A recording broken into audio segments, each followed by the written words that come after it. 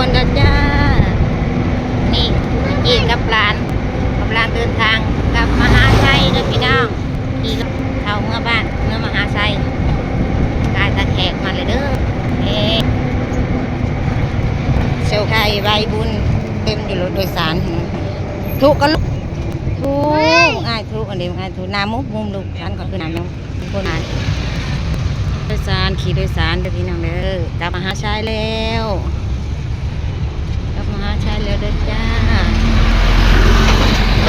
อัปเดตเส้นทางเข้าเมืองมหาชัยเด้อพี่น้องกล้องก็สั่นๆในหนึ่งเด้อพี่น้องเด้อเพราะว่าเอามือจับรถเต้นทางมันบ่ดีสีมาสุขคุณนะจ้าแล้วขี้พุ่นพี่น้องเอ้ยแน่บ้านครับอัปเดตเส้นทางรีวิวเส้นทางเข้ามหาชัย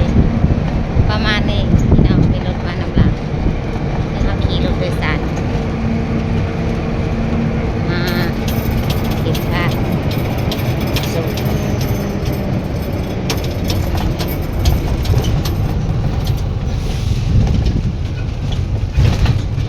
ทางกับเป็นคุมเป็นบ่อนี่เด้อ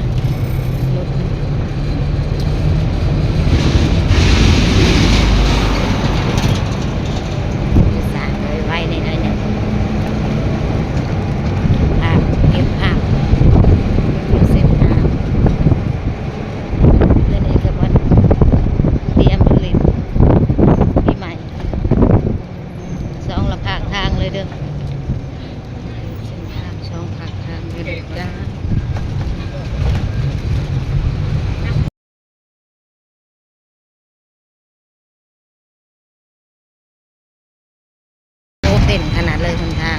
ตอนนี้กำลังบุกเบิดหนทางใหม่ได้พี่น้องขยายเส้นทางออกอีกประมาณนี้รถกระติดกันเลยนะเพราะว่าเพิ่นเห็นทางเพิ่นปัวแปลงทางใหม่ทางมันติดคุมเป็นบ่อกำลั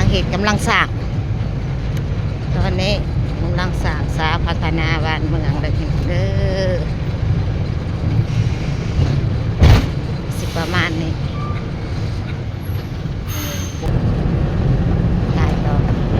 เป็นระยะโอ้เต้นขนาดเลยอยู่ท้ายรถซ้ำนั่งอยู่ท้ายรถเต้นขนาดเลยเด้อ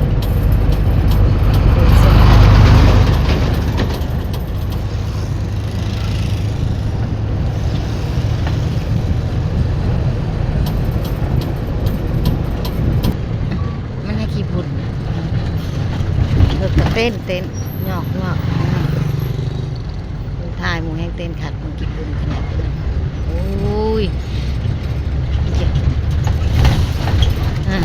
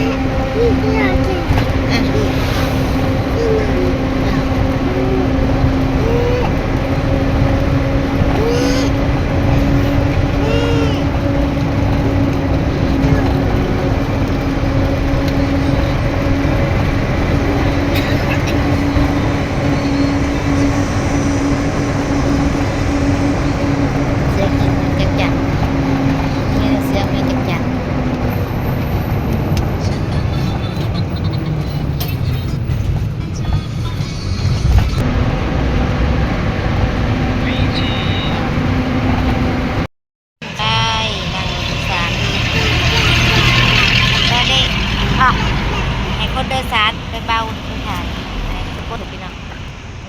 พี่คนจะขึ้นมานะลูก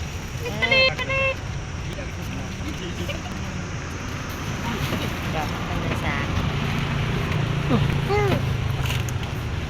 โดยสารนี่นะกำลังฮอดตอนนี้ฮอดหมดทำแอนเลยพี่น้องเด้อ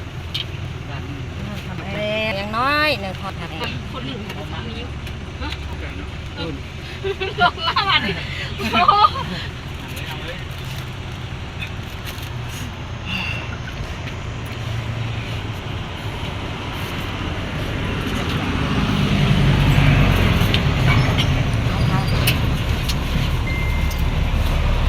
สารกำลังขึ้นรถจอดถนนสารไปถ่ายเบาไปขึ้นขนาดเลยมาเลยไปได้แล้วออกแล้วเคลื่อนที่แล้วสองพี่น้องบ่มีนอนบ่มีรับบ่มีรับบ่มีนอนบ่เนี่ยพี่น้องสองเงินน้องนี่ตาตีมังกล้องเดียวมีรับมีนอน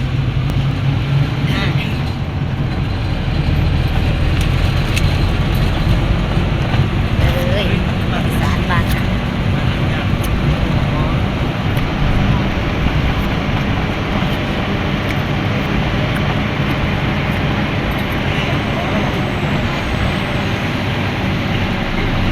จะนั่งก็ฮอดบ้านไม่ต้องนอนดอกไม่ต้องนอนจะนั่งก็ฮอดบ้านจะนั่งคนเพื่อนเฮาคนเพื่อนเฮาเนี่ยคนเพื่อนเฮา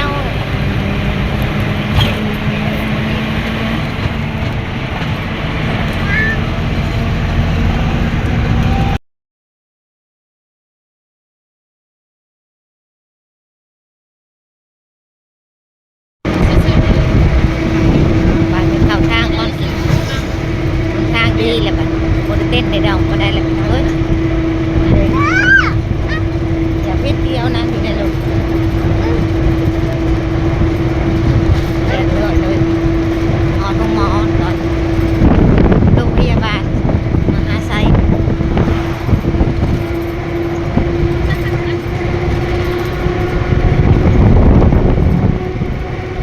เราทางบ้านไปจีน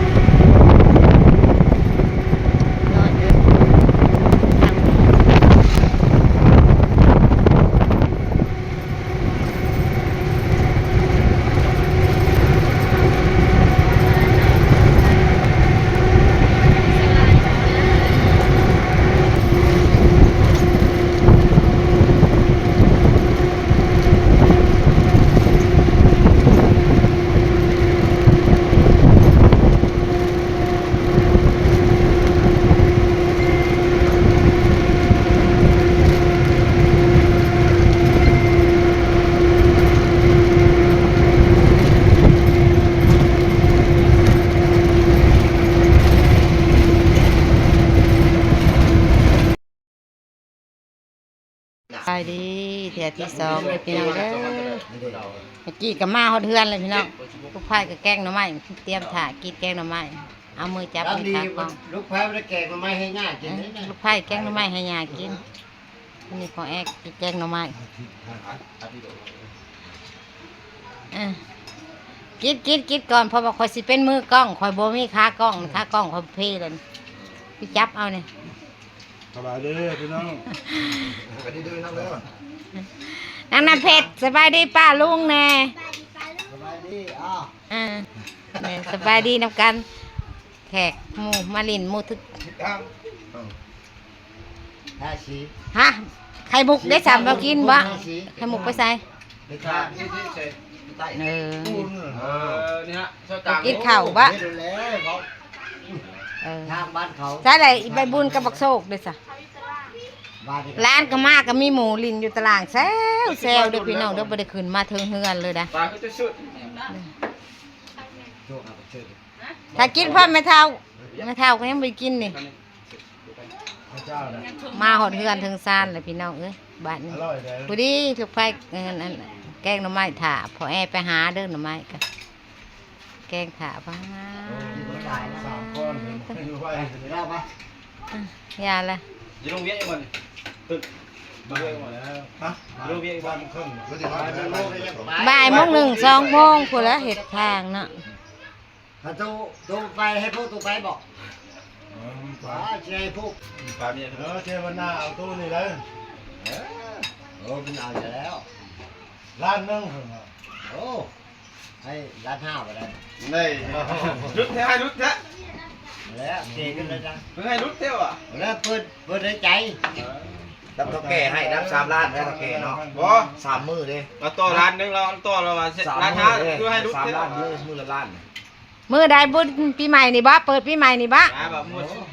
เราค้อนนึง มันแกนมันเด้ ผู้แค้นปีใหม่นี่บ่สงกรานต์นี่บ่เออ มาชุบปืนไม่รู้นี่หรอ ตู้กี่เหล้าเขาตั้งห้าเอาจัดเลย